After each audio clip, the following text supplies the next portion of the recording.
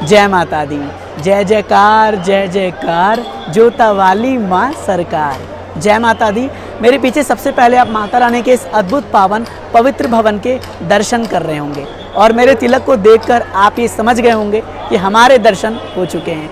जी हाँ, हमने माता रानी के 3 पावन पवित्र पिंडियों के दर्शन किए, जिसमें माता महाकाली, माता महालक्ष्मी तथा माता महासरस्वती के दर्शन हुए हैं। इन 3 पवित्र पिंडियों के दर्शन करने के बाद मन पूरी तरीके से प्रसन्न हो जाता है और एक अलग सी अनुभूति होती है। अब शुरुआत करते हैं जानकारियों का सिलसिला दर्शन से जुड़ी।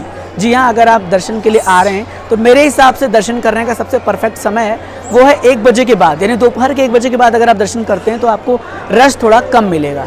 हम जो थे वो दर्शन करने के लिए लगभग 12 बजे के आसपास गए और हमें 40 से 45 मिनट लगे हैं दर्शन करने के लिए। इस बात का ध्यान रखें। लेकिन मैं आपको हर वीडियो में बताता हूँ, हर एक डिजिटल यात्रा में बताता हूँ कि हम यही सोचकर आते हैं कि इतनी भीड़ में माँ भगवती हमें दर्शन कैसे देंगी, लेकिन जब उनकी इच्छा होती है दर्शन इतने भव्य होते हैं कि पूछिए मत। इस बार हम लेकर आए थे पंचमेवा प्रसाद, आप भी लेकर आ सकते हैं। पंचमेवा प्रसाद रोहित जी कैरी कर रहे थे और हम जब माता रानी के दर्शन के लिए गए तो वहाँ पर पंचमेवा प्रसाद दिए पंडित जी को चढ़ाने के लिए और पंडित जी वहाँ पर चढ़ाने लगे तो हमें और समय मिल गया माँ भगवती के दर्शन करने के लिए और इतनी अनुभूति हुई, खुशी से हम बहुत ज़्यादा झूमने लगे कि माता रानी ने बहुत प्यारे दर्शन दिए। एक और जानकारी, अगर आप वहाँ का चरण अमृत जल लाना चाहते हैं तो हमने भी इस बार ट्रिक आजमाया। हमने क्या, रोहित जी ने ट्रिक दिया था कि हम थैली लेकर चलते हैं प्लास्टिक वाला और हम वहाँ पर जो है वो माता रानी के पवित्र चरण अमृत के जल को थैली में किए और फिर बाहर आकर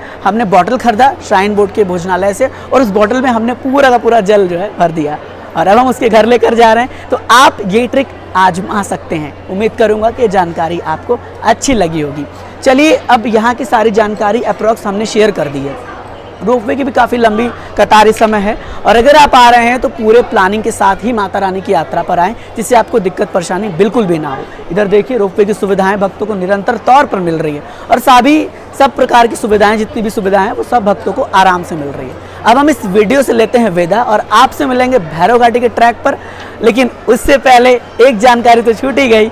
हम आपको हर एक वीडियो के पड़ाव में ये बताते आ रहे हैं कि हमारी ऊंचाई समुद्र तल से कितनी है। तो अभी भवन पे हम हैं और हमारे एप्पल वॉच में जो ऊंचाई बताया जा रहा है वो 1734 मीटर का ऊंचाई है। हम समुद्र तल से इतनी ऊंची पर हैं, ये एक अप्रॉक्स एप्पल के वॉच में बताया जा रहा है। तो चलिए, आशा करूँगा कि नई जानकारी भी आपको अच्छी लगेगी। मिलते हैं फिर भैरव घाटी के ट्रैक में, तब तक आप जुड़े रहिए और अपना प्यार देते रहिए।